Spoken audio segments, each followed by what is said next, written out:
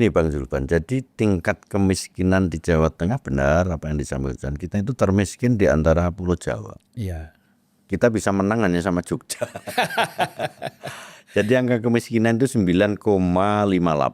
Iya. Meskipun itu satu digit tapi angkanya 9,58. Iya. Makanya ke depan kita harus kerja-kerja yang fokus. Tidak boleh kerja kita itu gelambiar atau diecer-ecer lah. Iya. Kita harus punya timeline berjenjang dan berlanjut. Iya.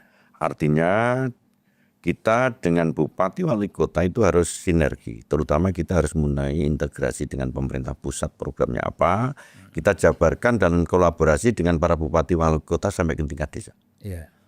Terus apa aspek kemiskinan? Aspek kemiskinan itu sebenarnya kalau bahasa Jawanya itu sandang, pangan, papan. Iya. Artinya di situ ada layanan dasar manusia yang harus terpenuhi. Iya. Layanan dasarnya apa? Satu, dia harus dari segi sandang, artinya adalah pakaian dan papan itu perumahan. Kemudian yang kedua itu adalah pangan. Dan yang ketiga kesehatan dan pendidikan. Iya. Itu prioritas kita. Dari aspek bahan pokok, kalau itu masalah makanan, kita harus lakukan intervensi. Intervensinya apa? Di sana terkait dengan kenaikan bahan pokok, kita sudah di bawah Kemendagri, inflasi harus kita tekan. Kemudian bantuan-bantuan sosial, bansos harus kita laksanakan terkait dengan BLT di tempat kita. Kemudian sarana pendidikan harus kita tingkatkan. Kalau itu kewajibannya provinsi, maka infrastruktur. Jadi infrastruktur sekolah dalam rangka mendidik masyarakat yang lebih cerdas adalah infrastruktur SMA, SLTA yang jumlahnya hampir 2.800 kita perbaiki. Kalau dia sudah cerdas, sudah pintar, maka aspek kesehatan yang nomor 2. Jadi miskin ekstrem kita itu kesehatannya harus didekatkan kepada layanan kesehatan yang terkecil, yaitu basis desa.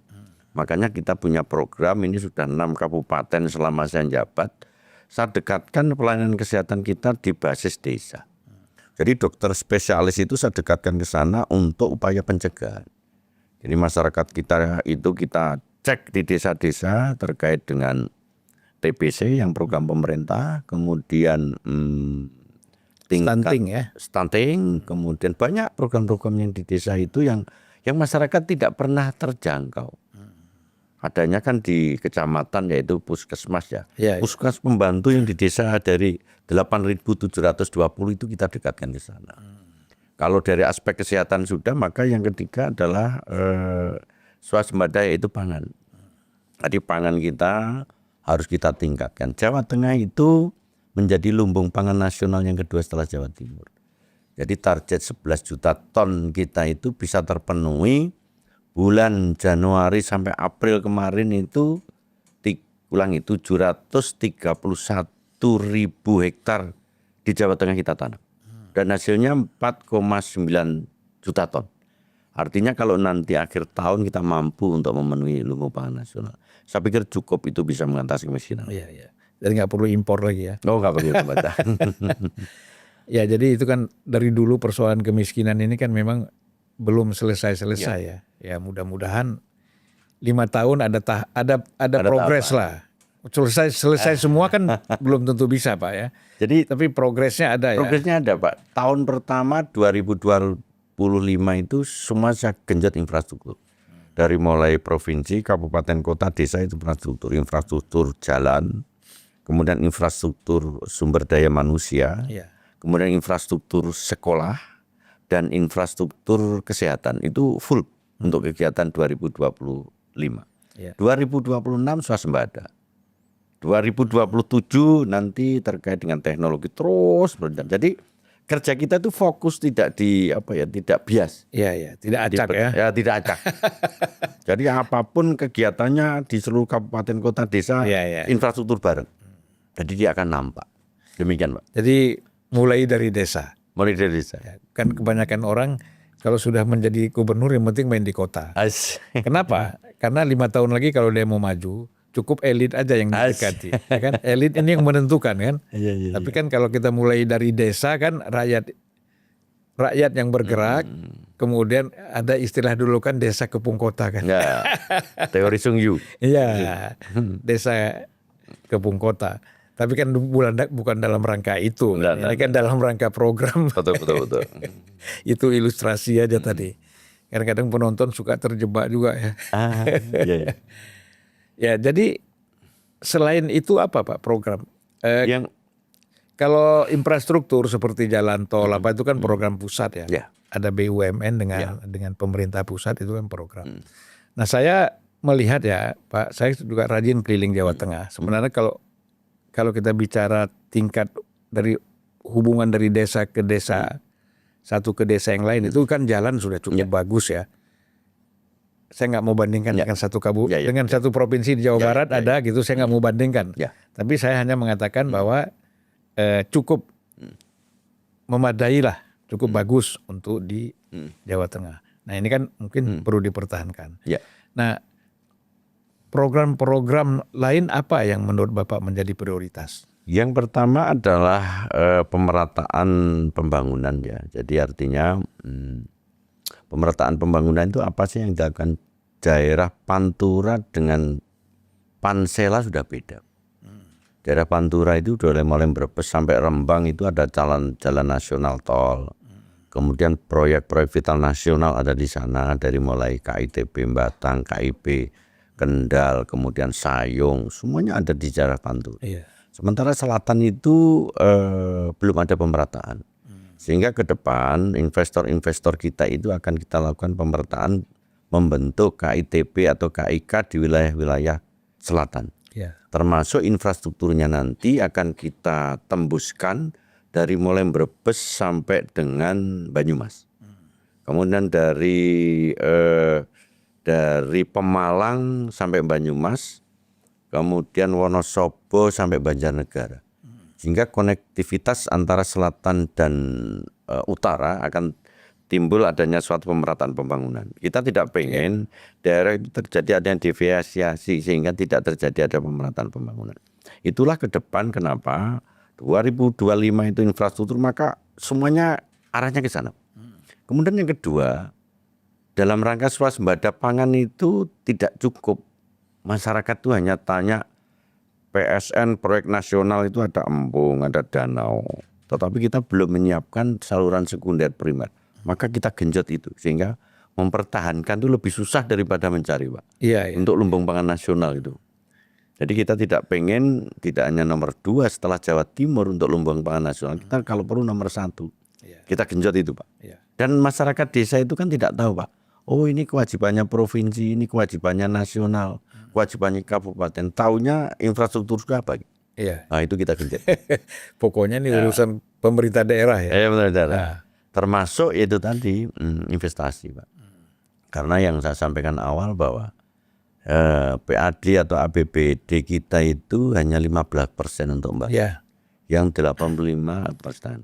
Nah investasi ini salah satu syaratnya adalah kita harus punya jaminan investasi. Baik itu kepastian hukum maupun keamanan. Jawa Tengah sangat aman sekali. Kan saya Kapolda hampir 5 tahun di sana.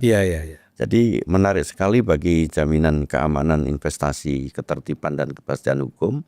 Kemudian yang kedua perizinan percepat Pak. Jadi perizinan kita itu online dan tidak ada yang manual. Kita untuk pangkas birokrasi agar tidak berbelit-belit, tidak ada lagi main di bawah meja. Bahkan semua investasi meskipun itu PMA dari pusat, kita akan kawal dari daerah. Ini yang saya paparkan dari para investor sehingga menarik sekali. Konsepnya itu one stop gate ya? Ya betul-betul. Termasuk tenaga kerja murah Pak di tempat kita, di samping daerah lain di tempat kita murah. Ini potensi untuk menarik. Demikian Pak. Nah jadi sektor apa aja Pak yang menarik untuk investor ya di Jawa Tengah? Kan kalau pariwisata tadi udah Bapak jelaskan ya. Kira-kira sektor lain apa ya yang Di sana kan juga ada kawasan industri ya. Ya, Mungkin Bapak bisa jelaskan ya. sektor yang perlu digarap adalah garment, Pak. Garment itu bagus prospeknya. Kemudian sepatu itu seluruh merek sepatu punya.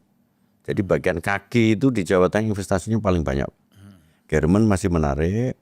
Kemudian sektor wisata ramah muslim ini lagi kita garap, Pak. Karena ini dengan serumpun dengan Arab maupun Malaysia. Jadi wisata ramah muslim itu karena budaya Jawa Tengah kan banyak, ada kesunanan, ada keraton ke Mangkunegaran, kemudian sunan-sunan, 9 sunan yang banyak ada di Jawa Tengah. Kita ciptakan restoran yang halal siap saji dengan model terkait dengan kegiatan-kegiatan yang sifatnya ramah muslim. Itu menjadi prioritas karena pemerintah pusat juga punya program itu. Yang di Jawa Tengah potensinya akan besar dengan digandengkan dengan kearifan lokal. Itu diantaranya itu. Termasuk investasi di wilayah kita adalah bagaimana kita ke depan itu punya sentral informasi terpadu dengan AI. Itu Malaysia kemarin sudah menarik, dia pengen 100 hektar di tempat kita. Jadi sentralnya AI nanti di Jawa Tengah akan kita berikan di wilayah kita. Dan juga potensi wilayah, Pak. Jadi sumber potensi wilayah di wilayah kita itu belum tereksplor. Contoh misalkan di Pemalang itu ada namanya Mangga Istana, Pak, yang tidak pernah tahu masyarakat kita. Contoh misalkan potensi wilayah di wilayah kita itu ada di wilayah misalnya di wilayah Batur.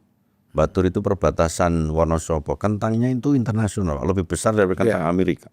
Wonosobo ya? Wonosobo. Di Batur itu kentangnya paling bagus di tempat kita. Kemudian di tempat kita ada potensi benurnya Kebumen itu adalah benur yang tertinggi nilainya di dunia. Sehingga banyak dicuri oleh negara lain. Nah ini potensi-potensi ini yang menjadi potensi wilayah yang harus kita eksplorasi untuk menarik investor. Iya. Mbak. Ya kalau kentang itu Jawa Tengah hanya Wonosobo. Wonosobo paling bagus, besar-besar. Memang daerahnya tinggi ya. Tinggi ya, karena ada daerah tertinggi tertentu. Iya. Dalam Batur. Mungkin jadi investasi di sektor pertanian ya. Pertanian, pariwisata, pertanian dan mungkin ya itu AI sudah masuk tempat kita, Pak. Ya. Itu minta 100 hektar kemarin dari Malaysia. Ya saya kira kan memang Pak pertanian itu, kita ambil contoh Belanda ya. Belanda itu kan negara kecil. Tetapi penghasil pertaniannya nomor 2 terbesar di dunia setelah Amerika ya. Ya karena rekayasanya kan tidak mengandalkan cara lama, tetapi kan teknologi rekayasa yang rumah kaca itu. Ya. Itu kan di mana-mana sepanjang jalan kalau kita lihat kan rumah kaca semua di Belanda kan. Sehingga menghasilkan sayur-sayuran nomor 2 terbesar di dunia, itu luar biasa. Nah mungkin Bapak pernah ke sana barangkali ya. Ya cuman baca media aja. Selama saya belum pernah keluar negeri, Pak. Oh ya, masih jalan-jalan. Jalan-jalan. Atau nanti Pak Bupati tadi. Tapi masalahnya bukan itu, Bang Julkan. Rata-rata petani kita itu menginginkan anaknya nggak pengen jadi petani, Pak. Iya betul. Itu masalahnya. Jadi akhirnya sense of belonging, rasa memiliki terhadap petani nggak ada. Iya. Sehingga kita punya program, Pak, di Kecamatan Berdaya, di mana anak-anak muda kita yang kita kasih program terkait dengan petani milenial. Sesuai dengan program Pak Menteri Pertanian, petani bergaji, Pak. Digaji mereka. Iya. Dengan cara apa? Mereka kita didik, kita kasih program untuk mencintai pertanian. Iya. Itu tuh program kita juga, Pak. Dan itu penting sekali. Saya kira ya satu mindset yang salah ya. Kalau petani tidak menginginkan anaknya jadi petani. Jadi petani itu salah sebenarnya. Kalau di Belanda itu Pak, kalau saya kan sering ke sana ya. Justru para petani ini yang menentukan partai mana yang bisa menang dan siapa Perdana Menteri. Itu di sana ya. Kalau misalnya ada kesalahan kebijakan dari pemerintah pusat ya Perdana Menteri, itu bendera Belandanya dibalik, Pak. Jadi dibalik pasangnya, itu protes. Jadi seluruh pertanian itu protesnya seperti itu. Nah itu tanda-tanda bahwa ini pemerintah akan jatuh. Nah, karena petani itu menentukan sekali. Nah itu sistem lah ya, ada sistem koperasi ya. Kita harus banyak belajar memang ya. Dan memang yang pintar itu Singapura, Malaysia, ya, dan beberapa negara jajahan Inggris itu dia bisa mengambil manfaat dari negara yang kolonialnya. Kolonialnya. Kita harus belajar dari Belanda juga memang. Jadi ya prinsip ideologi tetap ya kita tidak suka dijajah, tetapi ilmunya kan nggak ada salahnya. Ilmu kan dari mana aja Pak ya. Bahkan sampai negeri Cina pun kita harus belajar. Ya, menarik tadi Pak bahwa fokus Bapak itu di peningkatan pertanian tadi, dan saya kira semangat ini kan yang juga didorong oleh presiden kita ya. Jadi sinerginya tuh pusat dengan daerah tuh kan jalan gitu. Nah pertanian Pak ya, kan pasti banyak pangan ini. Di samping tadi Bapak bilang beras kita swasembada. Karena itu bahan makanan pokok kita. Saya nggak tahu apakah potensi seperti jagung, sayur-sayuran di sana itu cukup berkembang juga atau gimana? Ya, di tempat kita semuanya ada. Artinya begini, produk unggulan ini perlu kita tonjolkan Pak. Makanya para bupati wali kota kita lakukan direktif, kita harus punya literasi desa Pak. Literasi desa seluruh kabupaten kota harus punya. Bahwa di Brebes ada namanya bawang merahnya. Kemudian di Temanggung itu terkenal terkait dengan cabenya. Kemudian di mana ini? Di wilayah Batur dan lain sebagainya perkebunannya. Temanggung ada juga terkait dengan perkebunan tembakaunya.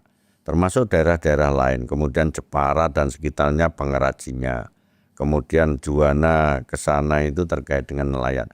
Potensi-potensi wilayah ini harus diliterasikan Pak. Sehingga ini akan menjadi eksplorasi daya ungkit daripada daerah itu untuk menjadi produk unggulan yang itu bisa dijadikan modal untuk kita jual di daerah lain. Antusiasme dari generasi mudanya gimana Pak ya? Jadi begini Pak. Kita punya kartu zilenial kemarin pada saat sudah hampir kita launching. Karena jumlah desanya ini itu tidak mempengaruhi suara ya? Tidak Pak, kan udah jadi. Dan ini memang harus kita laksanakan Pak. Kalau kita berbicara desa hampir 8.000. Kita nanti akan persempit menjadi kecamatan. Jumlahnya hanya 576 kecamatan. Jadi di situ ada namanya rumah berdaya yang tepatnya di kecamatan. Yang sudah di-SK-kan oleh para bupati, di mana nanti anak-anak muda kita tarik, kita kasih kartu dengan ngopi kayak gini Pak. Kemudian kita kasih program gratis dari dinas yang kita lakukan, kita berikan sertifikasi. Kan petani itu ada 3 macam Pak. Satu petani yang pada umumnya, yang sawahnya itu ya hampir di bawah 1 hektar lah. Itu biasanya petani gurem atau guruh.